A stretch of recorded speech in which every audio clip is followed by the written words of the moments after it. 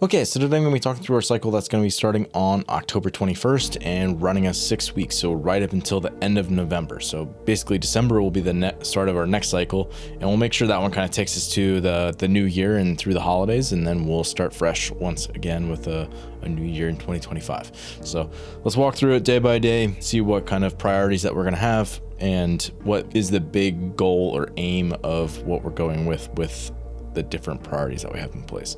So Monday, we got some strength work to start off this day. Often we'll have this be an overhead squat. So we have not been overhead squatting from a rack much. We've been doing a decent amount of Olympic lifting, lots of squatting from the rack last cycle.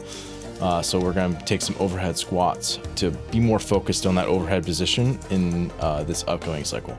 And then we're going to have some barbell work in a Metcon, likely in the conditioning aspect of this class. Oftentimes that'll be something like a power clean that's a little bit more hinging based, since the strength will be a little bit more squatting based. Again, most of the time, there will always be exceptions. We'll try to vary the takes as much as we can.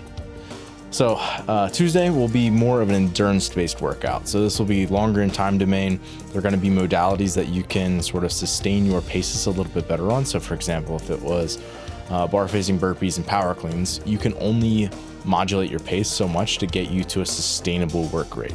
That's why people think those things are really hard, because they're typically unsustainable for most athletes. So that being said, we're going to opt for things that are a little bit more erg based, a little bit more sustained power output. That way you can, again, work on that longer time domain without it just being a brutal workout. There's a place for that, but I think in this environment, we're going to opt more for those sorts of things. Like, October 22nd's workout is a great example. Rowing, barbell step ups, which is an empty bar, shoulder runs, light kettlebell swings, air bike. Those are all things that you can change your pace to make it appropriate for the duration of whatever that is, right? So if it was a 10-minute piece, you could, again, be sustainable across that time domain. If it was a 40-minute piece, you could do that as well, right? That's what I'm talking about by sustainable power output. We might also have some other odds and ends on that day, but realistically, that workout is going to take a big chunk of class, and therefore we're not going to have any other significant piece on that day most of the time. Wednesday, this one is a little bit more upper body centric, pushing and pulling work, often strict based things, and often in a workout setting. So we'll also probably have some unfatigued pressing and pulling. So we could think of this as like upper body strength development. If Monday was more, barbell external load, this is more strength with your own body weight. It's an easy way to think about this. And then we'll have likely some intervals or a Metcon that have, again, pressing interference. So think of at least one movement where you're pressing, and that's going to make the other movement more taxing. So again, we could think of a burpee and a thruster. Both of those are going to be involving pressing, right? I'm not saying we're having those all the time, but that would be an example of the type of thing that you could see on this day. So for example, the one that we have coming up would be Trinity. It's 8 rounds for time, 3 barbell complexes. The complex is 1 thruster and 2 shoulder overheads, and then 3 bar hop / burpee complexes, where a burpee, 1 burpee over the bar, and then 2 bar hops is 1 rep. So kind of a fun take on it, but obviously you have the thruster and the shoulder overhead pressing reps. You've got the burpee and the bar hop, which the first rep of that is obviously pressing based. So great example of pressing interference there. So that's Wednesday. Thursday, we're going to have a recovery day here.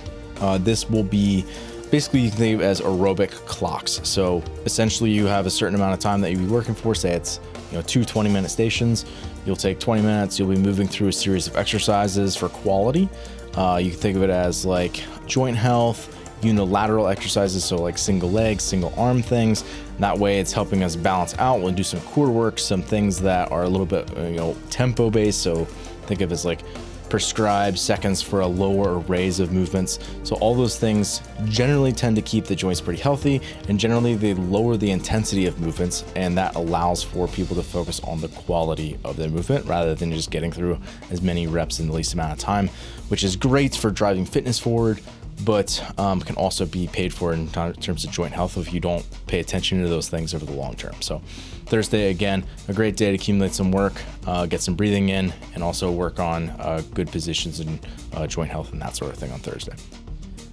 Friday, we got often it'll be barbell cycling as our strength and quality focused work. And then in the actual workout, we'll probably have something that is a really high turnover. I would call that like high rate. So like the rate that you're going through reps, a high turnover piece on that day. And that's often going to make a very challenging couplet or triplet or however number of movements are in it. It's a challenging thing when you go from high work rate and you're in a little bit lower of a time domain, because it forces you to keep the foot on the gas pedal the whole time. So oftentimes Friday will be a pretty challenging workout on those days, especially if you're someone who can keep that foot on the gas pedal, so to speak. Saturday, we will continue to have an open gym workouts for people who want to do that. We will have boot camp a lot of time, not every single week, so make sure you pay attention to that. Again, if you're members, you have access to boot camp. We'll also be publishing the name game workouts to that, which is what I'm writing through Zora Fitness. So again, we can always amend those if you got questions about that workout. I often will put it just as written there, knowing that it's written for competitors a lot of the time. Just understand that.